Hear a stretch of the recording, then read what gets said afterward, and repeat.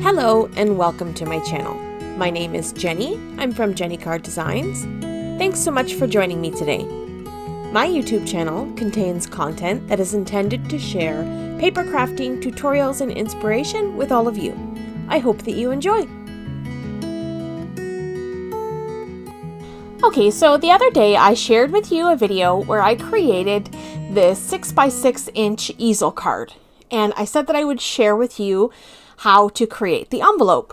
So I've also shared a new version of my Jen-Velope template reference book. This is the 2.0 version. This book is available for purchase on my website, and I'll have that linked in the description box down below.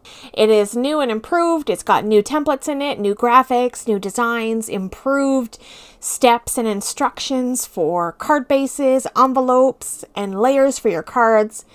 And in today's video, I'm going to be showing you how to create one of the square envelopes. And I'm just kind of flipping through here. One of the great things about my new Jen-Velope 2.0 book is that the projects are color coordinated. So across my line, you're going to run into other projects for boxes and things, and they're going to coordinate by color code. So if you're looking for a box for a 6-inch square card and envelope, you'll find that in my book about boxes and bags under the 6 square under the blue templates as well. Okay, so for today, we're going to create this 6-inch square envelope, and I'm going to follow along the steps. Now, this is a little bit different than your typical envelope, so let's get into this so I can show you how to make it. So I've got one piece of 8.5 by 11 inch cardstock, and I'm going to make my first score across the 8.5 inch side at 1 inches. And then I'll make my second score at 7.5 inches. Okay, then I'm going to rotate my paper one turn, and I'm going to make my one score at 6.5 inches. So that's going to be all the scoring for this piece of paper. Okay, we're going to come back to the scoreboard in a minute, but let's go ahead and cut off the edges as outlined in the guide. So we're going to cut off these little side pieces. So you'll have two sides, a smaller side and a larger side. We're going to trim away the smaller side and then also make a little bit of an angle cut once we reach that score mark. Okay, so the side should look a little something like this. And then we're going to duplicate those steps to the other side of this piece of cardstock. Cut away that little piece and create some angle cuts, and then we should have a little something that looks like this.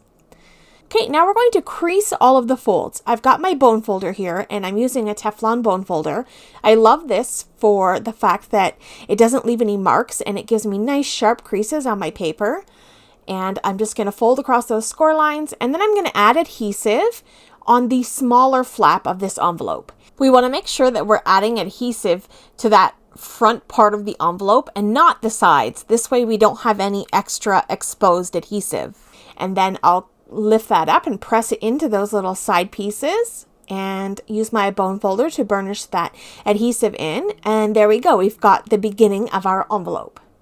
Okay, next up, you're going to need another piece of cardstock.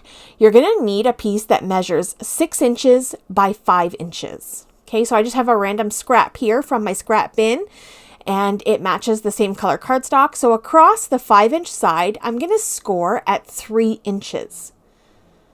Okay, and then I'll crease my folds using my bone folder again, making sure I get nice sharp creases. And I'm going to take my paper trimmer and I'm just going to trim the slightest little sliver off because we're going to apply this little piece of cardstock inside of the envelope and it's not going to quite fit at 6 inches. We need to trim it just a little bit. So I'm just going to show you once I try to stick it in here, it doesn't fit. So I'm just going to grab my paper trimmer and trim away just a sliver, just a little bit, enough where this is going to slide freely into the envelope. And we won't run into any problems. Okay, I'm going to show you what I'm going to do here. I'm going to pop that little 2-inch piece, the smaller piece here, into the envelope. And that's just about as much as I cut off, that little sliver. Okay, so I'm going to insert that piece inside of the envelope to make sure that it fits. And if it doesn't, then go back and trim just a little bit more. Okay, and then I'm going to apply some adhesive to the back of that 2-inch strip. Because I want to adhere this on the inside of the envelope, I want to put adhesive on the back part of that strip. So I'm just covering this piece, and then I'm going to pop it into the envelope. So everything should line up very neatly where you won't even notice that it was an extra little piece of cardstock. I'll grab my bone folder and press in that adhesive to make sure everything is adhered nicely. And there we go. You can't even tell that was an extra piece of cardstock. Super cool. All right, so our envelope is complete and our 6x6" easel fold card fits perfectly into this envelope. I'm going to grab a scallop punch and I'm just going to punch a few little scallops into the corners of my envelope just for some interest, just to create a little bit of fun. You can use other border dies that you have or punches or something like that. Since it's a smaller piece, you could run this through your die cut machine with border dies and get a really cool effect and then adhere it down to your envelope. Okay, so our card fits in here perfect. All that's left to do is seal this and send it along to the recipient. Now, I plan on hand delivering this envelope, so I've come up with a really cool way to close this instead of sealing it shut with double-sided adhesive where it could potentially rip the envelope. I'm going to add this little tiny circle closure. So I've got this little tiny circle punch and I've punched out a piece of black cardstock and I've applied adhesive just to half of it. So I'm going to figure out where the center of this envelope is and apply the piece that has adhesive onto the envelope and then have that little flap sort of tucked in there, but there's no adhesive there, so we're able to kind of just gently bend this to pull it out just ever so slightly, and it just kind of snaps right in there, and then our card is held shut without ruining the envelope. So I think that's a really cool idea for the closure. I really like that. You can use a bigger circle or a smaller circle, or even stack a few circles on top to make it a bit thicker, whatever you want to do. But I like the way this turned out. Okay, here's a close-up look at our finished envelope and card project. I'll link to the video where I created this card if you haven't seen that yet. Links to the products I used in today's video are linked in the description box down below. If you haven't subscribed to my channel, I would love for you to do so and hit like on the video and share with your crafty friends.